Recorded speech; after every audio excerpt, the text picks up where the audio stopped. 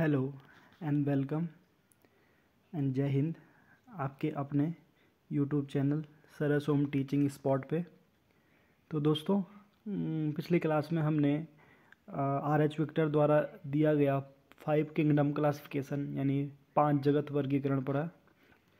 तो उसकी कड़ी को आगे बढ़ाते हुए आज हम जंतु जगत के प्रमुख संघ, कौन कौन से जंतु जगत के प्रमुख संघ हैं और उनकी क्या क्या विशेषताएं हैं, उनके बारे में अध्ययन करेंगे। ये सीरीज़ आपके लिए बहुत इंपॉर्टेंट होने वाली है किसी भी कॉम्पिटिटिव एग्ज़ाम के लिए, क्योंकि इसमें क्रस एकदम नोट्स हैं जो कि आपकी काफ़ी हेल्प कर सकते हैं। तो देरी न करते हुए स्टार्ट करते हैं। जंतु जगत के प्रमुख संघ, तो पहला संघ है टीनोफोरा। टीनोफोरा संघ सिलेंट्रेटा से इनकी गहन संबंध होता है। कंघी जैसे चलांग होते हैं, यानी चलने वाले अंग कंघी जैसे होते हैं। अधिकांशतः ये पारदर्शी होते हैं। उदाहरण है समुद्री अखरोट, कॉम जेली। ये टीनोफोरा संघ का बारे में था। दूसरा है प्लेटीहेल्मिन्थीस। प्लेटीहेल्मिन्थीस संघ में देह गुहा रहित 3 स्तरीय शरीर होता है इनका। देह गुहा यानी जो हमने प्रीवियस क्लास में पढ़ा था, देह गुहा यानी सीलोम। तो इनमें सीलोम की अब्सेंस होती है और इनका शरीर त्रिस्तरीय होता है। चपटा शरीर होता है इनका, मेनली चपटा शरीर। और ये उभयलिंगी होते हैं। उभयलिंगी मीन्स फीमेल एंड मेल, यानी मादा एंड नर दोनों जनांग एक ही जीव में उपस्थित होंगे, उभयलिंगी। और अविकसित पाचन तंत्र होता है इनका पाचन तंत्र विकसित नहीं होता उतना। उत्सर्जन हेतु फ्लेम कोशिकाएं होती है। बहुत इंपॉर्टेंट क्वेश्चन है। क्वेश्चन आ सकता है कि फ्लेम कोशिकाएं किस फाइलम के जीवों में पाया जाता है। तो क्वेश्चन आंसर होगा प्लेटीहेल्मिन्थीस में उत्सर्जन हेतु फ्लेम कोशिकाएं पाई जाती है। उदाहरण है प्लेनेरिया एंड लिवर फ्लूक। ये इसके एग्जाम्पल है प्लेटीहेल्मिन्थीस के। अगला संघ देखते हैं एस्के हेल्मिन्थीस। एस्के हेल्मिन्थीस जो जीव होते हैं वो लंबे, बेलनाकार और अखंडित कृमि होते हैं। अखंडित यानी इनकी बॉडी एकदम खंड खंड में डिवाइड नहीं रहती है, अखंडित रहती है। इनमें स्पष्ट आहार नाल होता है। नर छोटा और मादा बड़ी होती है। अब आपको एग्जाम्पल याद आ ही गया होगा, नर छोटा है, मादा बड़ी। उत्सर्जन प्रोटोनेफ्रिडिया द्वारा होता है। बहुत ही इंपॉर्टेंट क्वेश्चन है। उत्सर्जन के लिए प्रोटोनेफ्रिडिया किस संघ के जीवों में पाया जाता है अंग? तो वो पाया जाता है एस्के हेल्मिन्थीस में। ये एकलिंगी होते हैं, यानी ये उभयलिंगी नहीं होंगे। एकलिंगी यानी मादा अलग नर अलग हमेशा। और आंतरिक निषेचन होता है।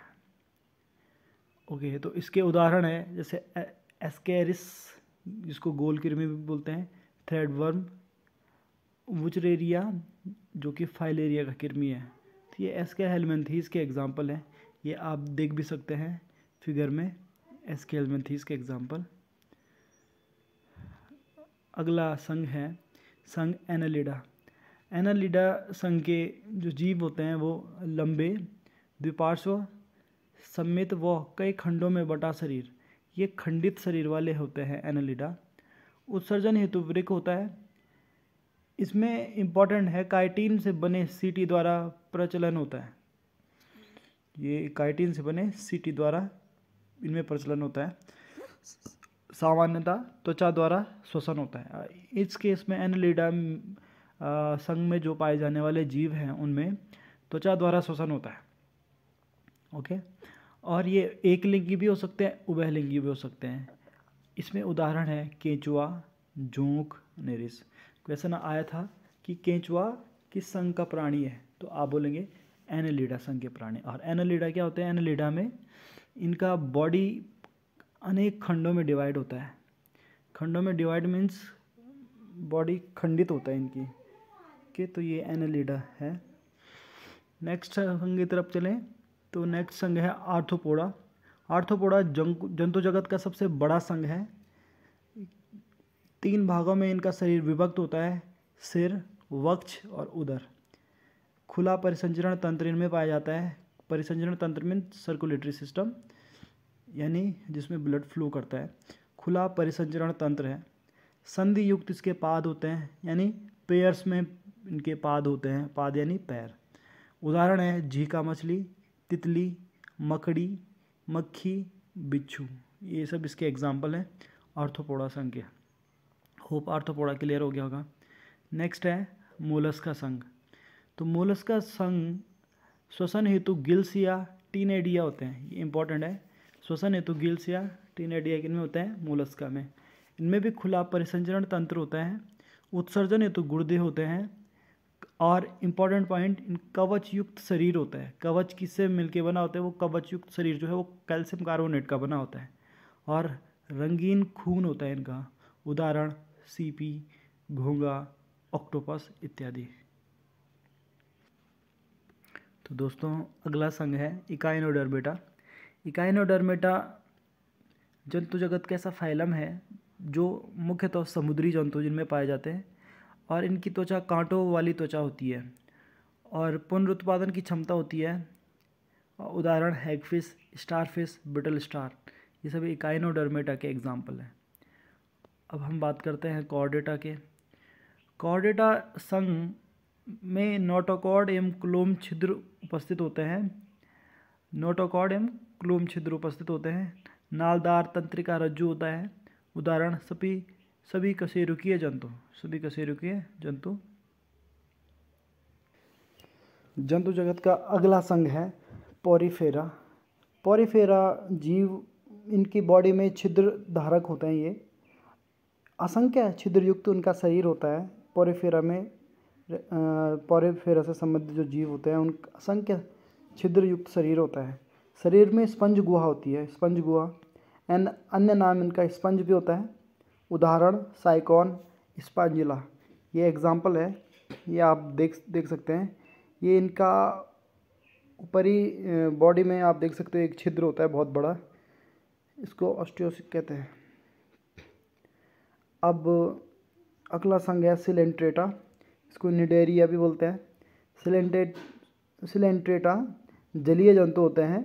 भोजन पकड़ने हेतु मुख के चारों ओर धागे जैसी संरचनाएं, जिनको टेंटेकल्स कहते हैं। इसके उदाहरण हैं मूंगा, हाइड्रा, जेलीफिश, सी एनिमॉन। तो दोस्तों अब हम कॉर्डेटा संघ के बारे में अध्ययन करते हैं।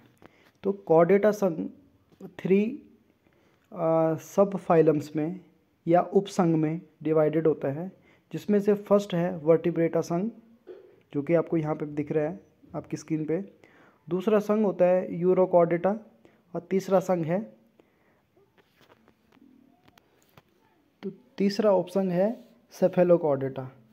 दोस्तों इसमें हम अभी वर्टिब्रेटा संघ के बारे में अध्ययन करते हैं। ओके, अब वर्टिब्रेटा संघ नहीं, सॉरी, वर्टिब्रेटा उपसंघ है। वर्टिब्रेटा उपसंघ को हम फिर फर्दर मत्स्य, साइक्लोस्टोमेटा, जल स्थलचर जिनको एम्फीबिया बोलते हैं, सरीसृप, पक्षी और स्तनपायी, इन क्लासेस में डिवाइड करते हैं। Total 6 classes. तो इन क्लासेस में हम वर्टिब्रेटा संघ को या वर्टिब्रेटा उपसंघ को डिवाइड करते हैं। अब हम एक एक करके देखते हैं। सबसे पहली क्लास है मत्स्य क्लास, इसको फिशिश क्लास बोलते हैं। फिशिश क्लास में शल्ययुक्त इनकी त्वचा होती है, स्केली त्वचा। आपने देखा होगा फिश की त्वचा स्केली होती है, स्काल्प टाइप स्केली, शल्क युक्त त्वचा इनकी होती है। असमतापीय होते हैं और द्विकक्षीय हृदय। बहुत इंपॉर्टेंट क्वेश्चन है। मत्स्य जो कि फिशिश क्लासेस हैं, इनका जो हृदय होता है वो 2 चैम्बर्ड होता है, द्विकक्षीय। और अंडज होता है ये, अंडज मीन्स अंडे से उत्पन्न हुए होते हैं। और इनका उदाहरण है जैसे ट्यूना और रोहू। ट्यूना और रोहू इनका एग्जाम्पल है। अब हम बात करते हैं अगले क्लास का, जिसका नाम है साइक्लोस्टोमेटा। साइक्लोस्टोमेटा जो जीव हैं वो जबड़े रहित कशेरुकी होते हैं, जबड़े रहित कशेरुकी। ईल के आकार का इनका शरीर होता है और सल्क रहित चिकनी त्वचा होती है। इनकी त्वचा में सल्क नहीं होती है। उदाहरण है लैम्प्रे एंड है मछली। तो ये साइक्लोस्टोमेटा के उदाहरण हो गए जीव।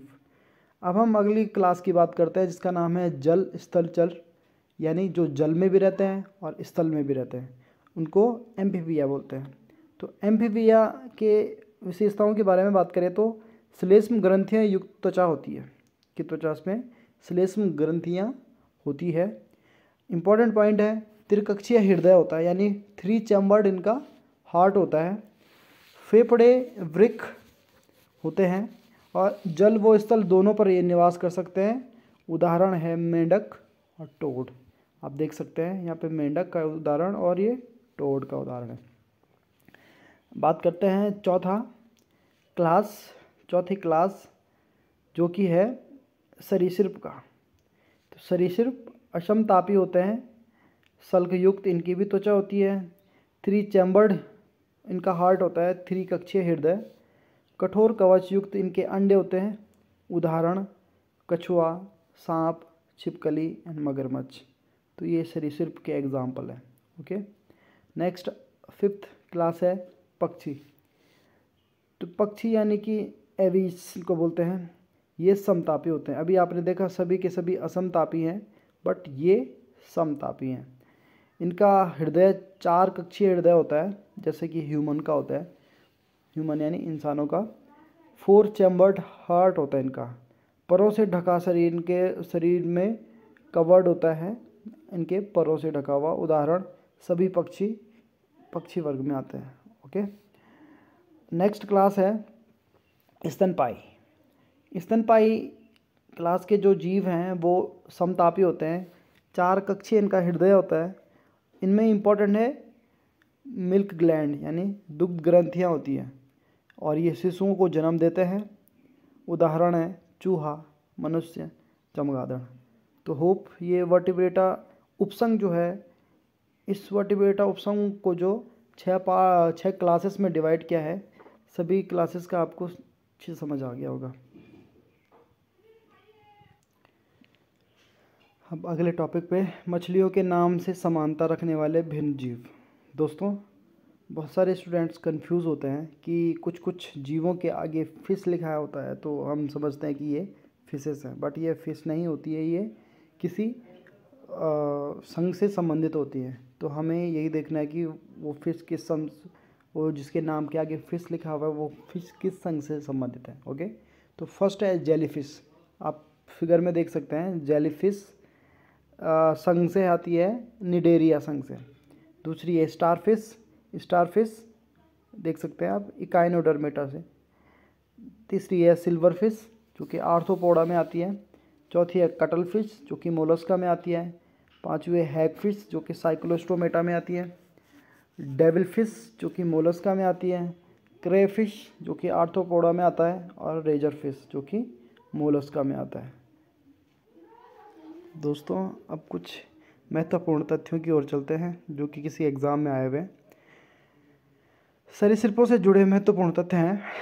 घोंसला बनाने वाला सांप है किंग कोबरा। विश्व की एकमात्र छिपकली जो जहरीली होती है, गिला मॉन्स्टर, जिसको हीलोडर्मा कहते हैं। संसार का सबसे जहरीला सांप होता है हाइड्रोफिश नामक समुद्री सांप। ज़मीन पर रहने वाला सबसे जहरीला सांप है इनलैंड टाइपन। बिल बनाने वाली छिपकली है मेबुया या सिकंक। सरीसृपों का युग कहलाता है मीसोजोइक युग सरीसृपों का युग। अब पक्षी वर्ग से संबंधित कुछ महत्वपूर्ण परीक्षा उपयोगी तथ्य। सबसे बड़ा जीवित पक्षी है शुतुरमुर्ग। सबसे छोटा पक्षी है हमिंग बर्ड। उड़ ना सकने वाले पक्षी हैं कीवी और एमू। सबसे तेज़ उड़ने वाला पक्षी है पेरेग्रीन फॉल्कन। पक्षियों का वाक यंत्र होता है सिरिंग्स, इसको शब्दिनी बोलते हैं। सबसे प्राचीन पक्षी है आर्कियोप्टेरिक्स जो कि जुरासिक युग में था। दोस्तों, कुछ भिन्न नामों वाली वास्तविक मछलियाँ, जैसे है तो मछलियाँ बट इनके नेम भिन्न है थोड़ा सा। जैसे फर्स्ट है समुद्री घोड़ा एक फिश है फ्लाइंग फिश तो है ही, pipe fish, paddle fish, gold fish, glow fish, cat fish, dog fish. परीक्षा दृष्टि से कुछ अन्य महत्वपूर्ण तथ्य। 4 कक्षीय हृदय वाला सरीसृप है। 4 चैम्बर्ड है मगरमच्छ। अंडे देने वाले स्तनपायी जीव हैं। स्तनपायी हमेशा बच्चे को जन्म देते हैं, बट अंडे देने वाले स्तनपायी हैं एकिडना एंड प्लेटिपस। इम्पॉर्टेंट है। भारत की विशालतम मृग प्रजाति है नीलगाय। उड़ने वाला स्तनपायी है, स्तनपायी तो है बट वो उड़ सकता है, जो कि है चमगादड़। 6 टांगों वाले जीव कहलाते हैं कीट वर्ग में आते हैं। सफ़ेद रक्त वाला जीव होता है तिलचट्टा। ठोस मूत्र उत्सर्जित करने वाला जीव है कंगारू चूहा। कुनैन प्राप्त होती है सिनकोना पेड़ की छाल से। मानव निर्मित अनार है ट्रिटिकेल, गेहूँ और राई। अफीम पोस्ता पौधे का कौन सा भाग होता है? अधपका फल। अफीम के पौधे से प्राप्त उत्पाद हैं नोस्कापीन, मॉर्फिन, हीरोइन। अब कुछ ऐसे भी स्तनपायी हैं जो कि जलीय होते हैं। एक एग्जाम्पल है ब्लू व्हेल, पृथ्वी का विशालतम स्तनपायी। ब्लू व्हेल मछली वर्ग में नहीं आता, ये एक स्तनपायी है ब्लू व्हेल। स्पर्म व्हेल विशालतम दांत वाली व्हेल है। समुद्री शेर, ये भी स्तनपायी है। सील या फोका, ये भी स्तनपायी है। वालरस, डॉल्फिन, डॉल्फिन एक स्तनपायी है, ना कि मछली। और समुद्री गाय। तो दोस्तों स्तनधारी भी 3 प्रकार के होते हैं, प्रोटोथीरिया, यूथीरिया एंड मेटाथीरिया। एक एक करके देखते हैं। प्रोटोथीरिया में अंडे देने वाले स्तनधारी आते हैं, उदाहरण एकेडिना एंड प्लेटिपस। ये देख सकते हैं आप, प्रोटोथीरिया ये भी एक टाइप के स्तनधारी है और अंडे देने वाले स्तनधारी हैं। ओके, इंपॉर्टेंट है। दूसरे में टाइम में आते हैं यूथीरिया। यूथीरिया पूर्ण विकसित शिशु को जन्म देते हैं, उदाहरण कुत्ता, गाय, मनुष्य इत्यादि। तो मनुष्य भी यूथीरिया में आता है। ओके। मेटाथीरिया में अपरिपक्व बच्चों को जन्म देने वाले स्तनधारी होते हैं। ये मेटाथीरिया विकसित होने तथा मार्सुपियल थैली में बच्चों का रख रखाव करते हैं, उदाहरण के लिए कंगारू को आपने देखा होगा। ये मार्सुपियल थैली में बच्चों का रख रखाव करते हैं, उदाहरण कंगारू। तो ये स्तनधारी के बारे में था। अब महत्वपूर्ण जीवों के कुछ वैज्ञानिक नाम हैं जो कि एग्जामिनेशन पॉइंट ऑफ व्यू से बड़े इंपॉर्टेंट है। मनुष्य होमो सैपियंस, गाय बॉस टॉरस, बिल्ली का साइंटिफिक नेम है फेलिस कैटस, कुत्ते का साइंटिफिक नेम है कैनिस लूपस फैमिलियरिस। ओके। घरेलू मक्खी का साइंटिफिक नाम है मस्का डोमेस्टिका, शेर का पैंथेरा लियो, आम का मैंजिफेरा इंडिका, धान का ओराइजा सेटाइवा, गेहूं का ट्रिटिकम एस्टाइवम, चना का सिसर एरिएंटिनम, मटर का पाइसम सेटाइवम। तो दोस्तों आज के लिए इतना ही रखते हैं। होप आपको अच्छा लगा होगा और आपको और आपके पूरे परिवार को मकर संक्रांति की हार्दिक शुभकामनाएं। दोस्तों अगर आपको मेरा काम अच्छा लगता है तो कृपया लाइक, शेयर एंड सब्सक्राइब करें, ये हमारा मोटिवेशन होगा। जय हिंद, थैंक यू।